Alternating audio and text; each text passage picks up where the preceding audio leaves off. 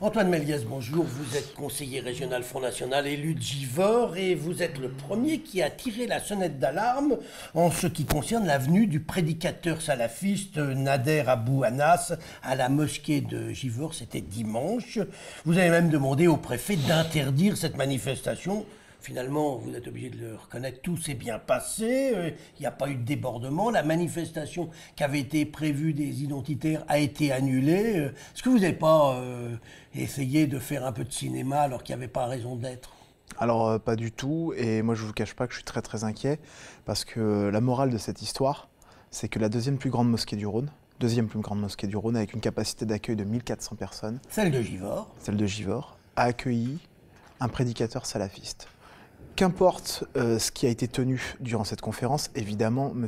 Nader Abou Anas n'a même pas évoqué le thème de sa venue, c'est-à-dire le mariage, et peut-être pour cause. Il avait peut-être des choses à cacher, parce qu'ils ont retransmis d'ailleurs en direct live Facebook la conférence, et il a changé complètement de thème pour parler de la paix, de l'ouverture aux autres, du vivre ensemble, bien, etc. alors. Et tout.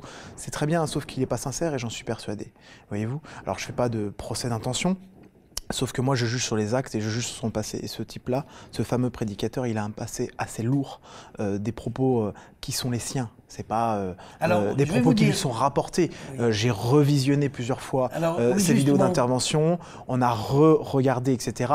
Évidemment, vous savez, les prédicateurs salafistes qui disent c'est pas moi qui le dis, c'est Allah, etc.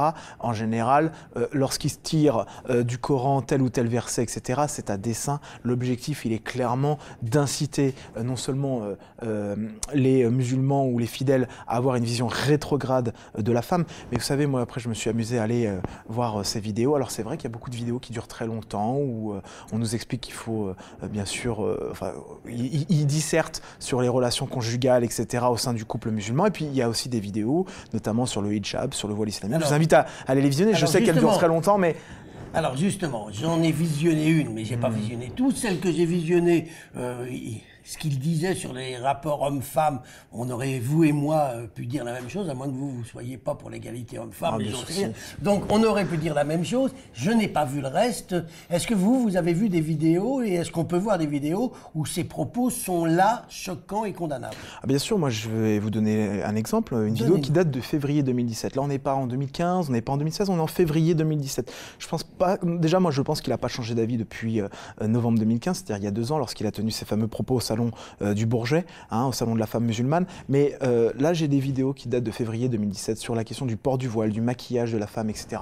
Outre le fait que, je veux dire, en 2017 on a un prédicateur qui a une influence certaine sur une partie de la jeunesse, qui explique aux femmes musulmanes comment elles doivent s'habiller, comment elles doivent pas s'habiller, si elles doivent mettre beaucoup ou pas trop de maquillage, etc. Avec toujours le fameux fil conducteur qui est que si au fond elles subissent un regard des hommes, si au fond elles se font un peu houspiller, harceler, etc., c'est peut-être parce que, à cause de leur tenue, etc., même s'il précise, il tient toujours à préciser que dans la maison, avec son mari, la femme musulmane peut s'habiller comme elle veut. Voyez-vous, moi je considère aujourd'hui que tous ces propos-là sont très dangereux, surtout que je ne suis pas naïf sur les intentions de ce Nader Abou Anas. Ils sont très pros, ils savent faire, ils savent manipuler les minorités, ils savent manipuler une partie de la population musulmane, etc. Ils savent manipuler surtout les autorités. Ils ont bien réussi puisque le préfet, le représentant de l'État n'a pas bougé, la maire de Givors n'a pas bougé. Et ce qui est très dangereux dans cette affaire, c'est que s'ils avaient bougé, s'ils avaient soutenu le fameux imam de la mosquée de Givors qui lui a dénoncé la venue de Nader Abou Anas, c'est pas le Front National qui est tout seul à dénoncer dans cette affaire. L'imam Bourekis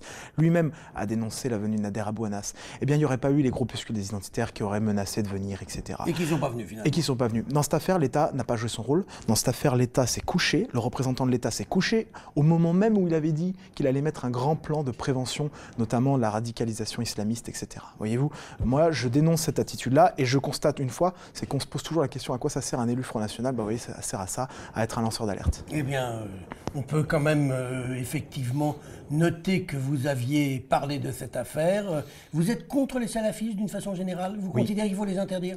Je considère qu'il faut étudier les modalités maintenant pour dire que le salafisme n'a pas sa place en France, qu'il soit djihadiste ou quiétiste. C'est-à-dire que moi je ne tombe pas dans le panneau de ceux qui disent je suis salafiste mais je ne porte pas les armes, etc. Le projet de société salafiste est incompatible avec les valeurs de la République. Eh bien je pense que là on vous aura entendu, que vous aurez été très clair sur le sujet. Antoine Méliès, je vous remercie. Merci à vous.